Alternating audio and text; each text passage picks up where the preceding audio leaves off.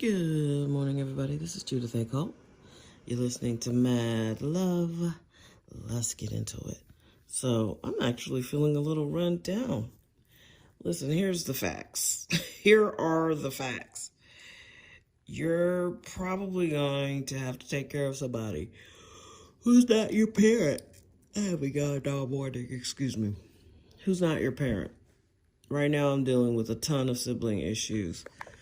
And it's just the worst because, usually that means the person's younger. They're not clinically out of their mind. You can't make universal executive decisions for them. It's easier when someone's in their 80s, they have dementia, and like the doctors just don't even talk to them anymore, which is kind of disrespectful. But they just, they look at me and go, hey, what do you think she needs?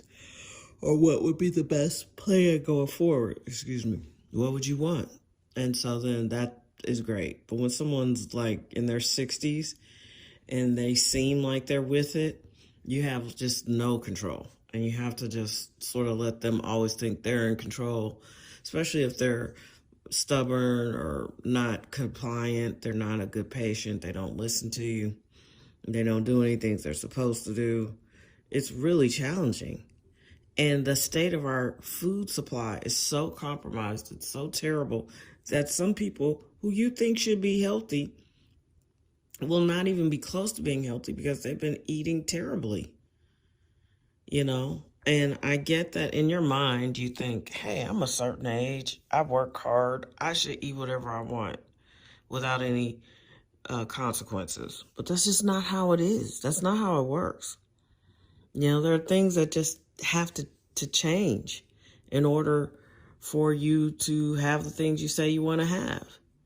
It's like saying you want to, lose 100 pounds and then you just eat pizza and hamburgers. And I don't mean like you have one. I mean, you eat family-sized portion meals and you're one person. You're never going to lose weight. You're never going to get healthy, especially, the chemicals that are the garbage. Oh, excuse me, I can't believe I'm yawning. I haven't been yawning all morning. But all the chemicals and the garbage in our food is going to deliver us a senior population that will be sicker than any generation we've ever seen. And I'm seeing it play out in real time because I'm dealing with, someone who just has never stopped eating like it's 1977. Like, let's eat a couple of Big Macs. It's strange. I don't get it. And the food quality is so poor. It's not good, high quality food. So, if you tend to have health issues, eating poorly is not going to help you because you don't get any nutrients or vitamins in your food. You probably don't supplement the way you should. There's just all these things that are going to lead to a bunch of, misery. And it's hard to watch. It really is. I can't express enough that you have to take care of your health. You just have to. There's really no other reason. There's nothing outside of your health that you can do. Like, if you're sick, you can't do anything. There's someone right now who covets your aching back and sore knees because at least you can walk, It's a lot going on in our healthcare system. Leaves a ton to be desired. And it's going to fall on you. You're going to have to take care of yourself. Like, literally. You're going to be the one making choices in the grocery store, making choices on how you cook and what you eat. Because I'm telling you, I can see it already. I saw it with my mom. My mom's been gone a year. So that means there's more people who just got 1 year older. Their brain got 1 year worse. Their hearing is 1 year worse. And I'm telling you, a lot of these people have dementia and they either don't know it, because you can get front temporal lobe. I can't remember how to pronounce it. I'm so sleepy all of a sudden. But you can get the front lobe dementia, and that's the easiest one to get because it's based off your circulation. So a lot of people with high blood pressure or high blood sugar, they will be diagnosed with that type of dementia because it's really easy to get. It's based off circulation, which means it's probably one of the easiest to remedy. But you got to change. People want to be all these different things, but they don't want to change to do it, you know? And I'm guilty of that sometimes too. But one thing you'll never say about me is that if I put my mind to something, that I'm not going to get it done. When I was sick and them doctors were looking at me like, you know, like I was some sort of project and I wasn't going to make it and all this shit, I was looking at them, I was like, I won't ever be back in here. You will never see me again. And the nurse was like, can't we just run into each other at Walmart? I was like, well, okay, I don't shop there. But yeah, but you won't see me laying up in no bed like this. I was in my 40s. It's like, yo, I'm young. There's no reason for me to just sit around and be sick. And I feel that way about most of the people that are sick now. Like, fight for your health. And I get it. There are some things you get, they're chronic, they're harder to fight, but you got to fight. You got to fight. I'm one of those people that I just believe in standing on the front line and fighting things. There are times, I remember a couple of years ago, we were under siege at my former job. And I'm telling you, when you have a boss that doesn't care, it's obvious. You know, like there's neglect. And when you're in an important job and the people who are in charge are serious people and they're neglecting all the important things that have to get done, you know, I remember I was giving out all kinds of pep talks. This was probably 3 or 4 years ago. You know, it's like our staff had been depleted. People left. They, you know, for some reason, the new administration decided to pay people without any experience almost double what the people who had experience were making. And literally that just drove people right out the door.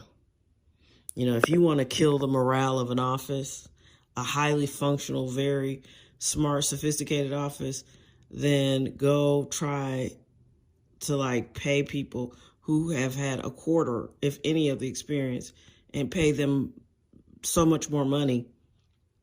That kills the morale. You're going to just destroy your office. So there were points where we were just completely understaffed. And I remember I had a coworker who was just, you know, she was like, we're going to get help. They're going to hire more help. And I looked at her and I was like, they're not. They're not going to hire anybody that's going to help. You know, we've seen their management style. It's not going to help. And I was like, we are in the Game of Thrones. You need to pick up your sword, turn around, and start fighting. The cavalry ain't coming. We're the cavalry. And like literally, I'm giving these speeches like it's the fucking beginning of Gladiator. You know what I mean? Because it was like, dude, we're getting drowned and we're getting our asses kicked. And you're sitting here talking about these people who've shown us that they're completely incompetent are about to start hiring really great hires and they're going to really be helpful. Come on, they're not. We've seen a big enough sample size of their priorities and their work ethic. They're not about to hire anybody that's going to help us. So you need to put your head down and get to work. And I gave that speech many, many times. And that's the kind of leadership that was required because I was a trench worker. I worked in the trenches. When you are on trial staff, you're embedded and you're busy and it's an onslaught of work. And it's unbelievably stressful. You know, like I can't tell you. So with my mom passing and I'm no longer caregiving and I'm no longer working in prosecution in that way, you know, I can't tell you. I've probably lessened my stress by 75%. I mean, I need to get more clients and get my money up and get to traveling and get on a decent vacation and all of this stuff. But I'm telling you, I'm so much less stressed than I was. And I'm telling you, man, I don't even know how I made it through these last several years. I don't. I really don't. But my mental health and my physical health have all become a huge priority for me. And I'm making changes. I'm not drinking coffee. People don't understand. 2 weeks with no coffee. I'm drinking mushroom coffee. Dude, I do feel like it. I missed that extra buzz last week, like that, the hum of energy you get from coffee. But I can notice the difference because now any energy I have is not manufactured. It's coming from actually me. So, yeah, that's a big deal. But I don't want my blood pressure to keep going up. As you age, your blood pressure goes up anyway. And apparently coffee can really send it pretty high. And I don't, I already had enough stress keeping it high. I didn't need to add coffee to the caffeine. So, yeah, you got to make changes. And I'm prioritizing sleep and all of that. And just staying away from people who stress me out. Toxic jobs, toxic people. I've had quite an adventurous 2025. And about 4 people legitimately straight up owe me an apology to my face. And I'm standing on that because I had people play in my face. I had people lie in my face, just lie to my face, when I hadn't deserved that from them. I had earned more grace than that from them. But everybody's not a good person, really. Everybody thinks they're a good person, but everybody isn't. That's basically how it goes. If everybody was as interesting and thoughtful and kind as they believe themselves to be, the world would look a lot different. So I'm not breaking news here. I hope everybody has an amazing Wednesday. I feel like I've done a month's worth of work in the last 4 or 5 days. But then that's just for trying to help my brother because he just requires a lot of work. And that's what I'm trying to tell you. My main focus has been caregiving for your elders, for your parents, for your husband or wife's parents, for other people's, old people in your life. But there's a very strong chance that there's going to be someone in your life that needs your help, and they're not old. They're just sick.